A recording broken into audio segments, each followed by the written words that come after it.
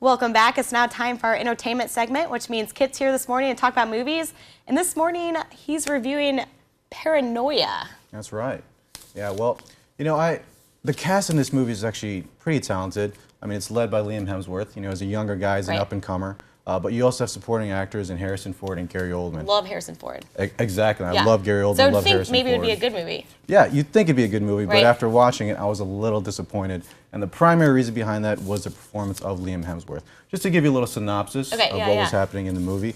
Basically, Liam Hemsworth plays this gentleman named Adam. And essentially, he starts up as this young upstart in this business. And he's actually let go for essentially failing. Gary Oldman actually fires him. But then, he kind of comes back, and Gary Oldman kind of convinces him to conspire against his rival, Harrison Ford. I'm not giving away any spoilers here. Okay, this is just kind of a summary. This literally happens within the first 30 minutes of the movie. So that's basically the basic gist behind it. It's Gary Oldman trying to convince Liam Hemsworth to really conspire against Harrison Ford and collect information in order to push Gary Oldman's business over the top. And so what went wrong? Liam Hemsworth went wrong. That's the problem. Because in a role like this, where he gets so much on-air time and where there's so much emotion drawn into it, because you want, in a movie like this, you want to be drawn into the struggle. You want to experience what he's experiencing. And the problem is, with him, he really couldn't get out that emotion that you would really need to elicit that feeling in the audience. So that's the kind of problem. Yeah, I was trying to think. I can't even think of other movies that Liam Hemsworth has been in. I think probably most famous for Hunger Games. Oh, yeah. Even then, he was in there for maybe like 5 minutes, 10 minutes at the most.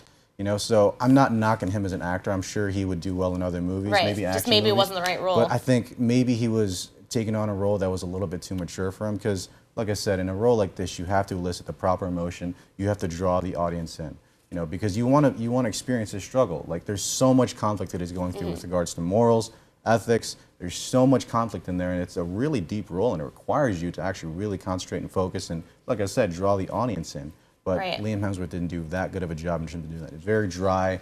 The lines that when he would deliver his lines, it was very monotone. Not much emotion. During the climaxes of the movie, during these really emotional high periods, you should be like on the edge of your seat. You should be like, oh my gosh, I can't believe this happened. But because of the performance, it kind of made you sit back and say, oh, I wish this was done a little bit better. So do you think maybe if they casted someone else, then it would have made the movie a little better? I think a little bit better. I keep knocking Liam Hemsworth, but the writing in the movie was a little bit cheesy as well. So there were a couple one-liners in there that were very predictable. There's a little love story that they try to intertwine in there as well, and it just seemed forced. That was the other problem with it too. It just didn't seem genuine. It seemed forced, like I said, and it didn't seem like it really played that much of a significance to the actual movie. So you could almost cut out that romantic story entirely out. I feel like in a lot of movies, they always try to put some type of love story in. Yeah, and I don't blame movies for that. It actually works, because once again, the reason why they do that primarily is to draw on that emotion.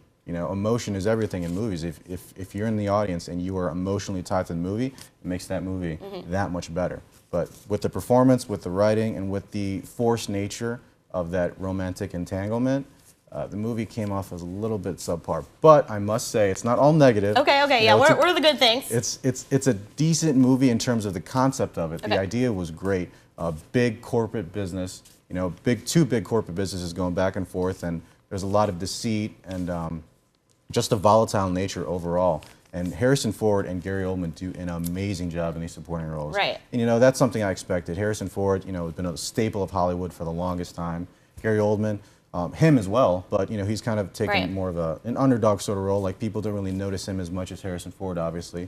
But I love Gary Oldman. He does a great job in all his films. He's a great character actor, and in this movie, he plays a really, really good villain. So. I was gonna say Harrison Ford's a good-looking older gentleman. Yeah, he's a pretty good-looking guy considering his age. He's been in Hollywood for a long time, and I could say he's aged pretty well. Yes, he has. I might see it just to see Harrison Ford. Check out Harrison so Ford. we know who Tessa's celebrity crush is. Harrison Ford. So old Harrison Ford, though. She apparently does not talk about young Harrison Ford in Star Wars. I don't know. But old Harrison Ford, that's more up Tess Hedrick's alley, apparently.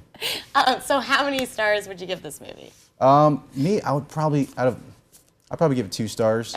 Just because of the acting. But outside of that, that's just par. That's just par for the course, essentially.